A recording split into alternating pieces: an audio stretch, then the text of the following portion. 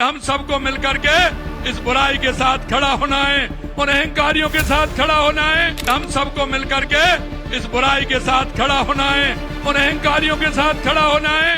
BJP के नेताओं पर, बीजेपी के मुख्यमंत्रियों पर सोचिए कितना प्रेशर है।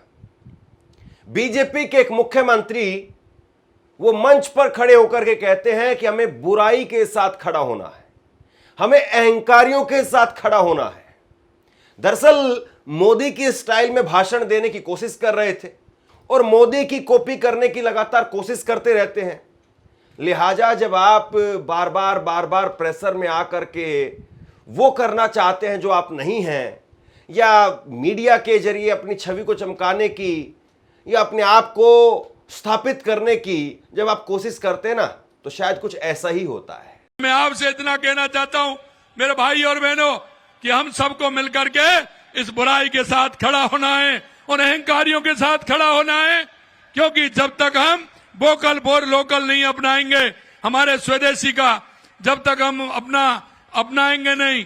अगर आप अभी भी नहीं समझे तो पहले मैं मुख्यमंत्री ने जो कहा है पढ़ करके सुनाता हूं। मैं आपसे इतना कहना चाहता हूं मेरे भाइयों और बहनों, हम सबको मिलकर के इस बुराई के साथ खड़ा होना है, उन अहंकारियों के साथ खड़ा होना है। क्योंकि जब तक हम वोकल फॉर लोकल नहीं अपनाएंगे, हमारे स्वदेशी का जब तक हम नहीं अपनाएंगे। ये क्या कह रहे थे वो? वोकल फॉर लोकल अच्छी बात है, स्वदेशी अपनाना वो भी अच्छी बात है, लेकिन बुराई के साथ में खड़ा होना, अहंकारियों के साथ में खड़ा होना।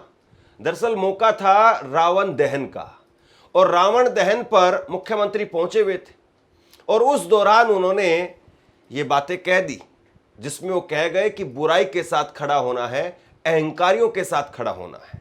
मैं आपसे इतना कहना चाहता हूं मेरे भाई और बहनों कि हम सबको मिलकर के इस बुराई के साथ खड़ा होना है, उन अहंकारियों के साथ खड़ा होना है। क्योंकि जब तक हम वोकल फॉर लोकल नहीं अपनाएंगे, हमारे स्वदेशी का जब तक हम अपनाएंगे नहीं। अब लोग इसको कह रहे हैं कि मुख्यमंत्री की जुबान फिसल गई। कुछ लोग कह रहे हैं कि मोदी जी का प्रेशर इतना ज्यादा है, दबाव इतना ज्यादा है, उनकी नकल करने की इतनी कोशिशें करते हैं मुख्यमंत्री, लेकिन फिर भी चूक जाते हैं।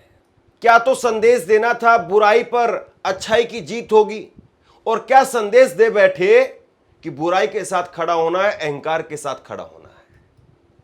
देखिए, गलती होना वो एक बहुत स्वाभाविक सी बात है, किसी भी इंसान की जुबान फिसल सकती है।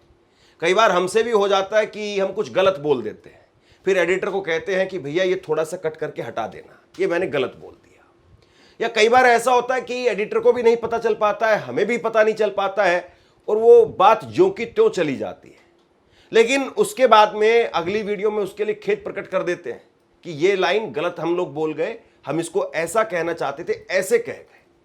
लेकिन मुख्यमंत्री कहां माफी मांगने वाले हैं, कहां खेद प्रकट करने वाले हैं। मैं आपसे इतना कहना चाहता हूं मेरे भाई और बहनों कि हम सबको मिलकर के इस बुराई के साथ खड़ा होना है, उन अहंकारियों के साथ खड़ा होना है। क्योंकि जब तक हम वोकल फॉर लोकल नहीं अपनाएंगे, हमारे स्वदेशी का जब तक हम अपनाएंगे नहीं। मैं आपको एक वीडियो और दिखाता हूं, यह बात क्यों कही जा रही है कि मोदी का बहुत ज्यादा प्रेशर है। एक वीडियो जरा आप देखिए, यह कांग्रेस के प्रवक्ता आलोक शर्मा ने वीडियो शेयर की है। एक तरफ प्रधानमंत्री नरेंद्र मोदी है, उनकी स्टाइल है कि छोटे छोटे बच्चों को खड़ा करके और वहां पर कहा जाए कि बेटा बहुत थक गए होगे, आप अपने हाथ में से ये फोटो मुझे दे दो, सिक्योरिटी के लोग जाओ और ये फोटो लेकर के आ जाओ। और ये मोदी जी हर राज्य में कर चुके हैं, हरियाणा में, बिहार में, उत्तर प्रदेश में, मध्य प्रदेश में, गुजरात में, हर जगह पर कर चुके हैं। अब वही चीज मुख्यमंत्री यहां पर करना चाह रहे हैं। यकीन नहीं हो तो जरा देख लीजिए। बेटे, आप बहुत बढ़िया चित्र बना के लाए हो, लेकिन ऐसे खड़े रहोगे तो थक जाओगे। देखिए, बेटी खड़ी है सामने, बेटी को उधर बुला लो। ये बहुत देर से तस्वीरें लेके खड़ी है, बेटी को बुलाओ। दबाव केवल मुख्यमंत्रियों पर नहीं है, बल्कि मुख्यमंत्री का भी ऐसा दबाव है, या मुख्यमंत्री के पीआर का ऐसा दबाव है कि न्यूज चैनल वाले वो भी फिसल जा रहे हैं। मुख्यमंत्री तो फिसल ही रहे हैं, न्यूज चैनल वाले भी फिसल जा रहे हैं। एनडीटीवी ने एक खबर लिखी, आप हैरान रह जाएंगे साहब। देखिए जरा आप अपनी स्क्रीन पर ये खबर देखिए। एक खबर लिखी और उस खबर में एनडीटीवी ने कहा कि सीएम भजनलाल शर्मा ने 8 महीने से नहीं खाया अन्न, नवरात्रि में तप, अनुशासन और सेवा का अनोखा संगम। ये एनडीटीवी ने लिखा। एक खबर और दिखाता हूं, एक चैनल पर और खबर लगी है जिसमें लिखा गया कि सीएम भजनलाल ने 8 महीने से अन्न त्यागा, इन चीजों को खा रहे हैं, अनुशासित जीवन जी रहे हैं। दरअसल ये 8 महीने नहीं थे, ये 8 दिन है। ये 8 दिन है, ये नवरात्रे के दिन है। अष्टमी को ही आजकल लोग कढ़ाई कर देते हैं, अष्टमी को ही आजकल लोग कन्या पूजन कर देते हैं।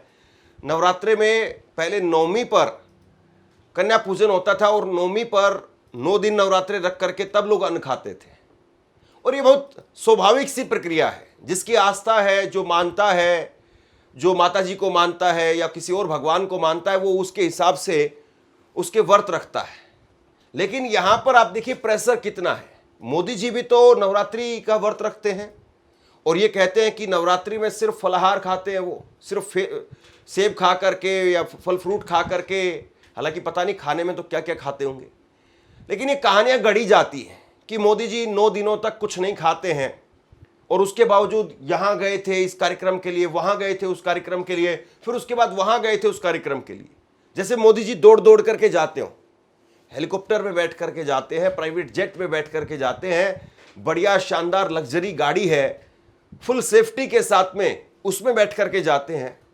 लेकिन मोदी जी को लेकर के ऐसा महिमा मंडन किया जाता है कि मोदी जी नवरात्रे का व्रत करते हैं। अब एक आम आदमी है, वो भी नवरात्रे का व्रत करता है। हो सकता है कि आप में से बहुत सारे लोग करते होंगे।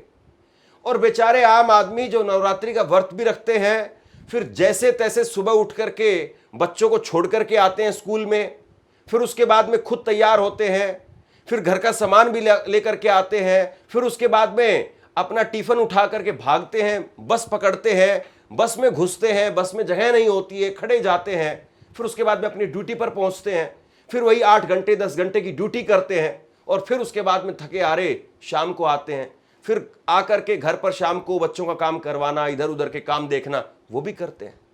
लेकिन उनकी खबरें कोई नहीं छापता है कि 9 दिनों तक एक आदमी वो व्रत रखे हुए और अपने सारी रूटीन की प्रक्रिया जो है वो कर रहा है। उसको तो कोई कंपनी ये नहीं कहती कि ठीक है भैया व्रत है आपका तो 9 दिन के लिए छुट्टी ले लीजिए। लेकिन खैर प्रेशर है और इसी प्रेशर में अब मुख्यमंत्री भी हैं। मुख्यमंत्री भी कह रहे हैं कि नवरात्रि का व्रत रख रहे हैं। मैं ये नहीं कहता हूं कि पहले व्रत नहीं रख रहे होंगे, लेकिन अब मुख्यमंत्री का व्रत वो खबर बन रहा है। और खबर किस तरीके से बन रहा है, 8 दिन को 8 महीने बता दिया गया। यही है प्रेशर, यही है प्रेशर जब आप छवि को इस तरीके से बनाने की कोशिश करते हैं। यही है प्रेशर जब आप किसी आदमी की नकल करते हैं। यहां पर मुख्यमंत्री कह रहे थे कि बुराई के साथ खड़ा होना है, अहंकार के साथ खड़ा होना है, अहंकारियों के साथ खड़ा होना है। क्या जरूरत है इतना चिल्ला चिल्ला करके, चीख चीख करके बोलने की? आप आराम से बोलिए साहब, आराम से बोलिए और कहिए कि हमें वोकल फॉर लोकल के लिए जाना है, हमें स्वदेशी अपनाना है, हमें बुराइयों का अंत करना है, हमें अच्छाई के साथ खड़ा होना है, हमें इन अहंकारियों को खदेड़ना है, उनके अहंकार को तोड़ना है। इतनी आसान सी तो बात है। कौन सा गणित का फॉर्मूला आपसे वहां पर पूछा जा रहा है?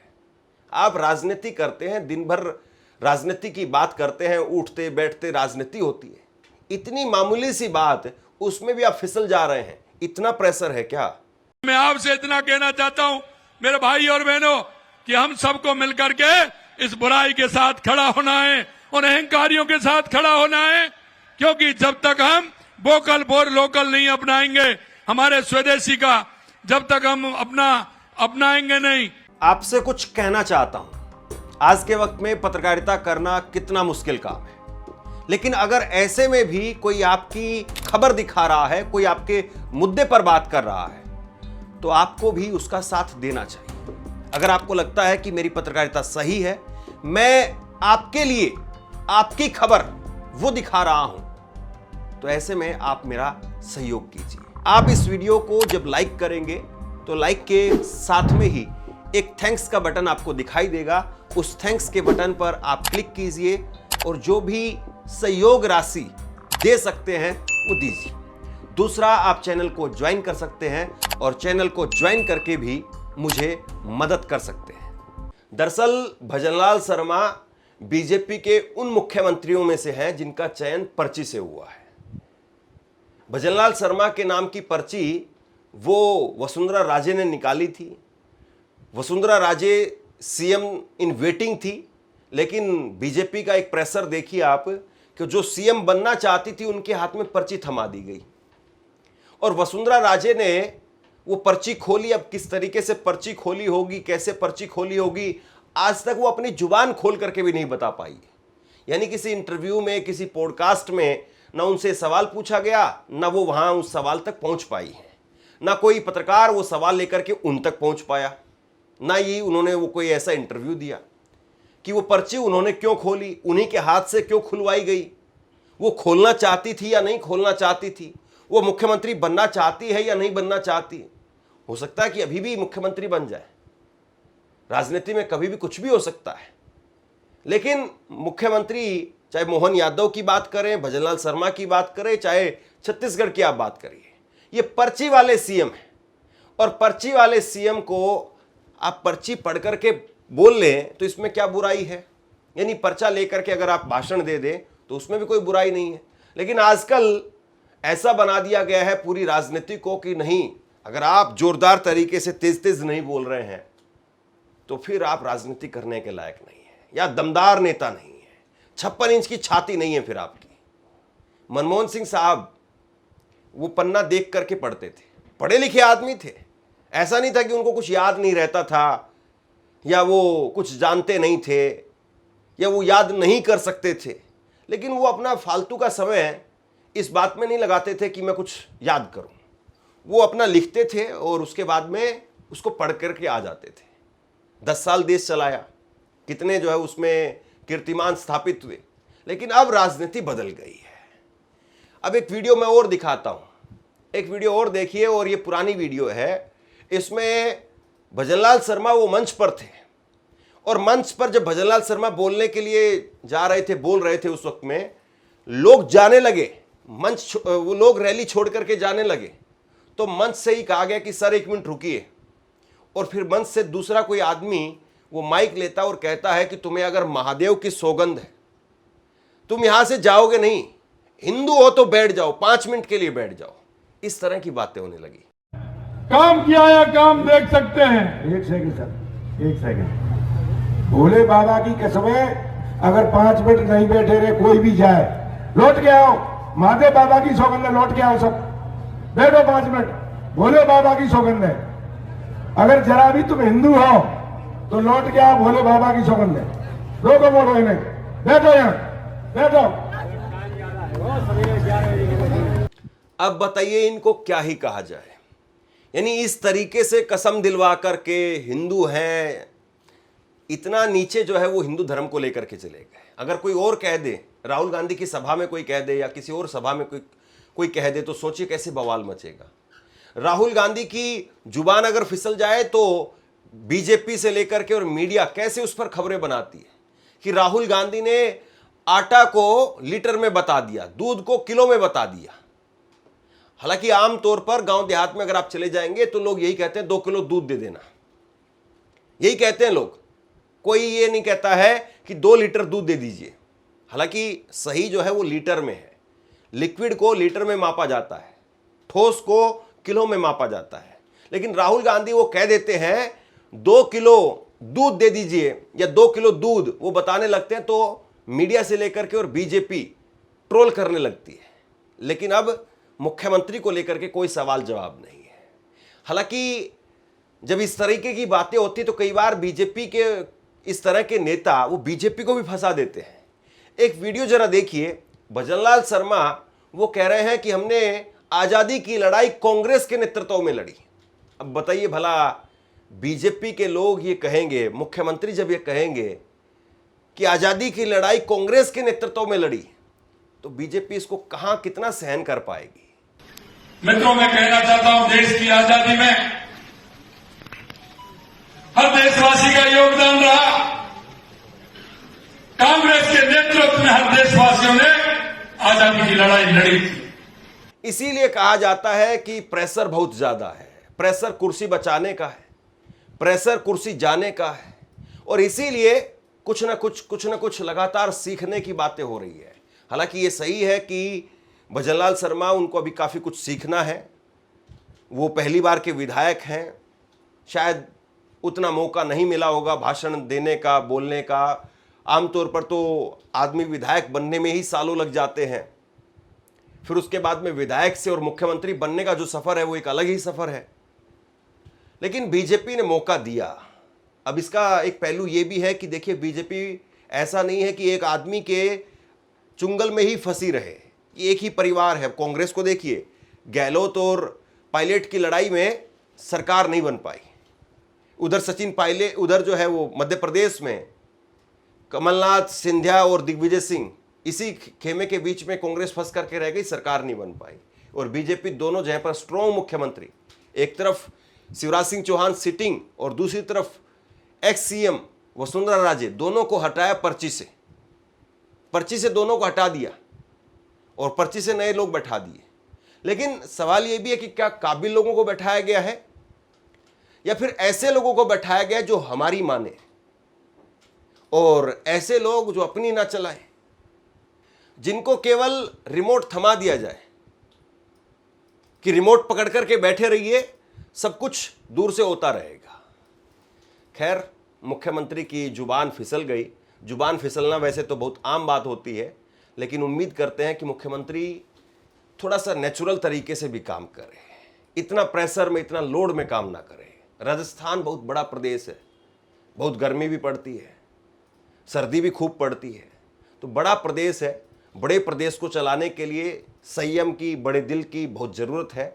लोड इतना ना लें, थोड़ा सा कूल डाउन करके रहें। आप क्या सोचते हैं, नीचे कमेंट बॉक्स में लिख करके जरूर बताइए। इस खबर को शेयर कीजिए। धन्यवाद।